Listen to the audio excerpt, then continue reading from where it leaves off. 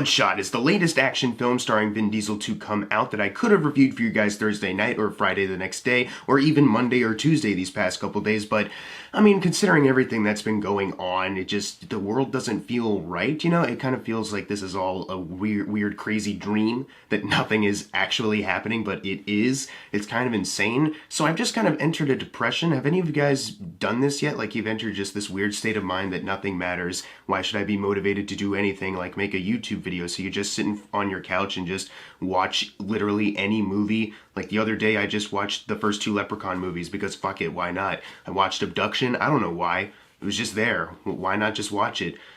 And, you know, I started watching Little Fires Everywhere. You just start watching shows like Devs. That's cool. That's a cool show so far. I'm just patiently awaiting the Clone Wars every Friday now. The only things that can keep me going are just entertainment, like movies, TV, or TikTok. Y'all ever feel that? This movie stars Vin Diesel, and in this movie he is trying to kick up another action movie franchise for him to be a part of outside of Fast and the Furious and outside of Guardians of the Galaxy. But unfortunately, if we know Vin Diesel movies, we know that those outside of the Fast and the Furious movies don't really do all that well. This is one of those cases where I don't think the coronavirus really affected the box office for this movie all that much. As you know, it opened and it was kind of a big flop. The budget is relatively low at $45 million, but it opened with $9 million domestically, and worldwide it's like around $20 million, something like that. So it wasn't really the best opening, especially now that theaters are closed. Maybe it can come to VOD early and maybe get some form of revenue from that. Maybe it can actually get its money back through that, potentially. But honestly, outside of the Fast and the Furious movies and Guardians of the Galaxy, and I guess XXX The Return of Xander Cage, which did pretty well, every other time Vin Diesel has tried to kick up an action movie franchise like The Last Witch Hunter, or even the Riddick movies, like the last Riddick movie that came out in 2013, they just haven't really delivered critically or even box office wise. And I didn't really have that much anticipation going into this movie. I'm not aware of the comic series of Bloodshot, and I know already from Vin Diesel's track record with other movies outside of Fast and the Furious that I just don't, I'm not really excited for them. And the fact that this movie was written by Jeff Wadlow, who gave us Truth or Dare and Fantasy Island and Kick-Ass 2, I was not excited for this film. Not to mention it's a first-time director, which also, for a movie like this, as big as this, not a very good sign. And of course, I walked out really disliking this movie. Unfortunately so, because the one positive I can have with this movie is that they had an interesting idea on how to structure the story. There's at one point in the movie where they kind of explain how this company has created this scenario for Vin Diesel to live in so that they can manipulate him to go after targets that they specifically point out to him. And the way they kind of explain how they set up this scenario, the meta jokes that go with it, like, oh, it's so cliche, you put every cliche in the book in there, da-da-da. It's not a bad idea, and I could see it working in a much smarter, more developed film, but this movie is not that. The scenario itself doesn't really work with the meta jokes they make too, because even in this scenario, they give so little time for you to really understand why Vin Diesel would care so much about this fantasy in his head. The movie opens up with this 2-minute, quick cut, shaky cam action scene where he's the best US soldier out there, he's taking out the bad guys, he's so smart, then it immediately cuts to him coming home with the boys, like, hey, here's my mini speech because I'm Vin Diesel, we family, and then it cuts to him banging his hot wife for like 2 minutes, and apparently he cares about his wife because she's hot, and that's kind of it as far as character goes there. And then of course she gets killed by a really corny bad guy who dances in a meat locker, so every single cliche is there, and I understand the jokes they made are like, yeah, this is supposed to be, we did this intentionally, blah, blah, blah. It's basically just their excuse to just be lazy with their writing, but whatever. But my problem with that scenario that they constantly show Vin Diesel, they just swap out the target's face, is that even then, they don't amp up the cliches enough, you know what I mean? They give you, like, bullet points of information, like, he's a great soldier, he loves his military boys, hot wife, dead now, and he wants revenge. Like, it gives you just the basic summarization of this fantasy in his head, but it doesn't get you enough in depth with it for you to understand why Vin Diesel cares so much. Because outside of this scenario, they don't really explain much about Vin Diesel's actual life, you know what I mean? Like, there's not a lot there for his character, just the information they tell him, but that is completely made up. So if you're not going to tell us straight up what his character's all about, which also is kind of a detriment that he doesn't eventually find out who he actually is, maybe they were saving that for the sequel, that probably won't happen now. But the fact that they give him this scenario and there's not even enough there for you to care for him, it just kind of makes his character Ray Garrison a lot less interesting, especially because Vin Diesel, I know he can act.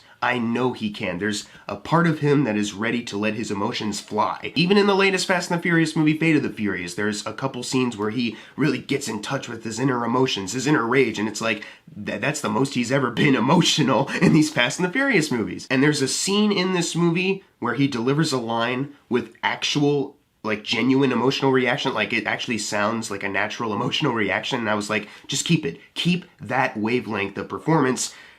Immediately the next line he says, he fucks it up, and every other time he tries to get emotional, it just fucks up. And I don't know why his performance is just so emotionally wonky. It's never on the same wavelength. You never feel like he's having an appropriate reaction to anything. Unfortunately, even though he hypes up his projects a lot, it doesn't seem like he really cared to be in this film. It feels like he was sleepwalking through a lot of it. Every other character, unfortunately, doesn't work either. You have him introduced with this company that we don't understand what this company does other than they got a tall building and they work with technology, but it's the kind of thing where it seems like they're trying to keep everything top secret, so why do they have this big building? Is there something else that they do? Can you explain the world that we live in? I guess not. Guy Pearce as the main villain, he's a guy who has been personally wronged by these people that he's having Ray Garrison target unknowingly, and there's something there he mentions, like, I've been wronged by them, da-da-da, but he doesn't really explain how or why. Like, he's still working at the company. What do these guys do to him? What's the drive? What's the motivation? There's clearly something there, but they never develop it enough, so it just makes his character just blah. And Guy Pearce is a good actor, but he can't lift something that isn't giving him anything to work with. The other characters there that have been technologically enhanced, like Vin Diesel, unfortunately don't have that much time to shine either. When Vin Diesel meets them, it's like a quick little, this is that person's name, that's that person's name, and this person's over here. All right, we're good. Let's just keep the movie going, keep this fast-paced, and we don't really get time to know them. We don't see any bonding between them. Like, there's no sense of character anywhere else. So when certain characters act a certain way later, it doesn't really work. You have this secondary villain who is just oh, I'm mad at you, Vin Diesel, because you're just you, pretty much. Like, he's just mad at him for existing. It's one of those flat note characters, and it's just, it was so obnoxious. He's not, like, annoying, like he didn't get under my skin irritating me, but it was just so frustrating that they couldn't give this guy more to work with other than, I'm mad at you. But even when they meet, if I remember correctly, he was just kind of like, whatever.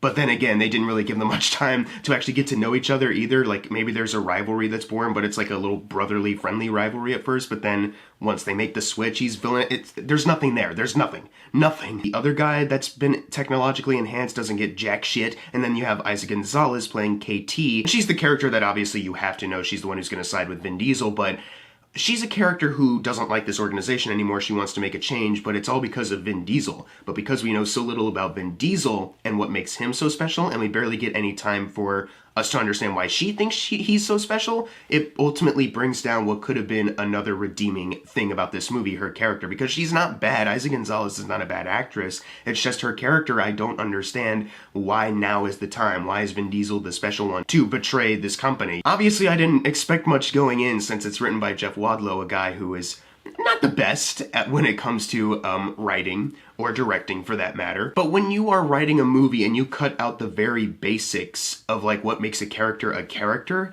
it's just really disappointing and just really frustrating that you've been working in movies for so long now and you haven't figured this out. You haven't figured out how to actually write. There's a character in this movie named Wiggins. He's played by an actor whose name I don't remember at the moment. I'm sorry. But this was one of those characters that just, more than anyone else, really got under my skin, because he's another character that's just kind of introduced. We don't really know much about him. He's just kind of thrown in at, like, near the end of the second act, and then he's like a big part throughout the rest of it.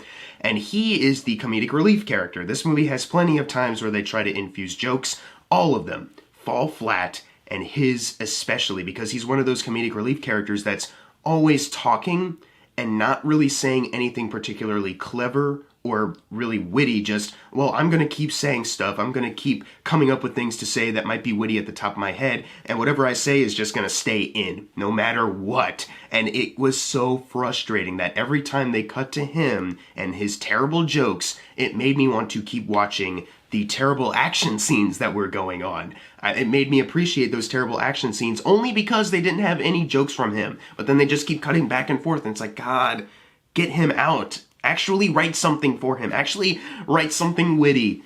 Jesus. I don't think I've seen this actor anywhere else before, but I'm sure he's not a terrible actor. It's just this material he was given. Just constantly say stuff, not working, especially for this movie. But let's talk about those terrible action scenes real quick. I already mentioned that the opening of this movie is a quick cut shaky cam one, but if it's not that, it's that they're relying way too much on slow motion or visual effects.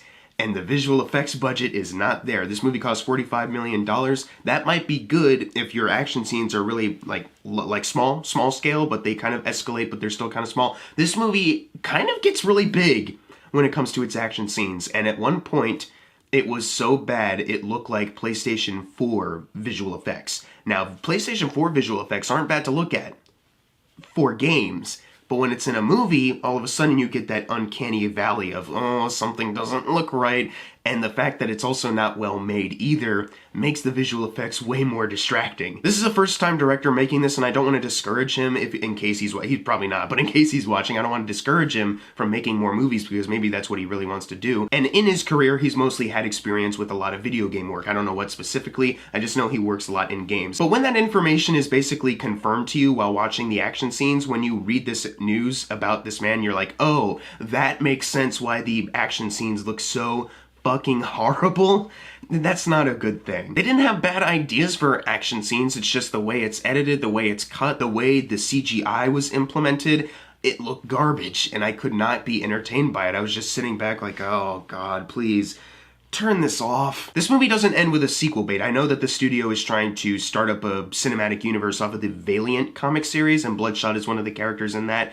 But this movie doesn't end with a sequel bait ending. It doesn't even have a post-credit scene, so that's good for them at least. They at least kept it contained to this movie. But honestly, this movie has so many problems already. It's so generic and so poorly done in every single department that having a sequel bait trash ending like some other movies have had before just would have been the cherry on top of flaws with this thing. I would not recommend you see this. If it does come to VOD early because of this whole coronavirus thing, I would also suggest that you don't watch it. Like, it's not, I wouldn't even say it's like a guilty pleasure, it's so bad it's good kind of thing. It's just really bad, and I would not recommend you wasting your time on it. I'm gonna give Bloodshot a D-. I really did not care for this movie. I hope Vin Diesel finds that action movie franchise that he really cares about and really puts his heart and soul into, and it can bring up the same success as the Fast and the Furious and Guardians of the Galaxy and Return of Xander Cage, but unfortunately this is not that. But if I can say one positive thing about this is that I think it's a good thing that it actually came out right before this pandemic,